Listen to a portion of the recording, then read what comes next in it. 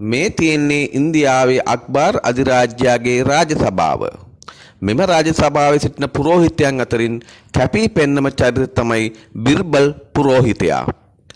මහා ඥානවන්තයෙකු ලෙසත් ඕනෑම ගැටලුවක් විසඳීමට හැකියාව ඇති මහා බුද්ධිමතෙකු ලෙසත් උපහාස කතාවේ අතිදක්ෂයෙකු ලෙසත් ඔහු ජනතාව අතර ප්‍රසිද්ධව සිටියා. ඉතින් දවසක් මේ රාජසභාවට පර්සියාවේ ඉඳලා මහා පඬිවරයෙක් යයි තමන්ම හඳුන්වා දෙන පඬිවරයෙක් ආවා.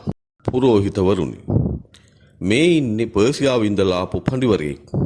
මෙයා කියනවා එයා තමයි ලෝකේ ඉන්න හොඳම පඬිවරයා කියලා. ඉතින් පඬිතුමනි, කියන්නකෝ බලන්න ඔබතුමා ගැන මේ අපේ රාජසභාවට. මං තමයි පර්සියාවේ ඉන්න හොඳම පඬිවරයා. ලෝකේ ගොඩක් රටවල පඬිවරු මට පෙරදුනා. ඉතින් මං තමයි ලෝකේ ඉන්න දක්ෂතම පඬිවරයා, බුද්ධිමත්ම පඬිවරයා. ඔයා කොහොමද එහෙම කියන්නේ පඬිතුමනි? මං අහන ප්‍රශ්න වලට උත්තර දෙන්න තාම මිනිහෙක් ඉපදිලා නැහැ. රාජතුමනි, ඔබතුමා ළඟ ඉන්න මහා ඥානවන්ත පඬිතුමා කියන කෙනාව ඉදිරිපත් කරන්න. මං කැමතියි එයාට මගේ ප්‍රශ්න ඉදිරිපත් කරන්න. එතකොට ඔබතුමාටම බලාගන්න පුළුවන් ඔය මහා ලොකු ඥානවන්තයා කියන පඬිවරයාගේ බුද්ධියේ තරම. මේ අහංකාර පඬිවරයා කතාව බිර්බල් පුරෝහිතයා අහගෙන හිටියේ. රජතුමා කතා කරන්නත් ඉස්සෙල්ලා බිර්බල් ඉදිරිපත් වුණා. ඉතින් කියනවා බලන්න ඔහේගේ ප්‍රශ්නය. හරි, ඉස්සෙල්ලා මට කියනවාකෝ ඔහේ කැමති ලීසි ප්‍රශ්න 100කට උත්තර දෙන්නද?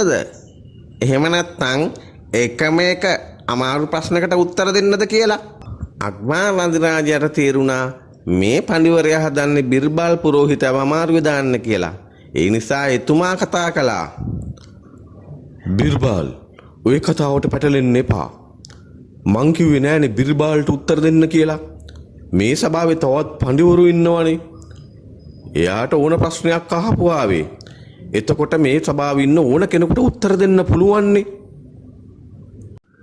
නෑ රජතුමනි, එයාට මගෙන්ම තමයි මේ ප්‍රශ්නේ අහන්න ඕන වෙලා තියෙන්නේ. ඕන ප්‍රශ්නයක් අහපු ආවේ.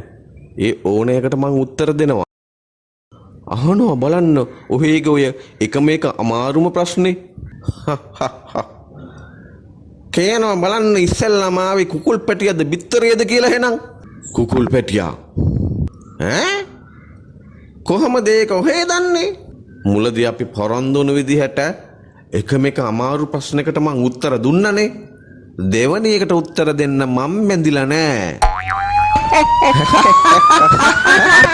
ඉතින් බිර්බල්ගේ උත්තරයෙන් තිගැස්සී ලැජ්ජාවටපත් වුණු පඬිවරයා රාජසභාවේ උසුළු මැද යන්න ගියා.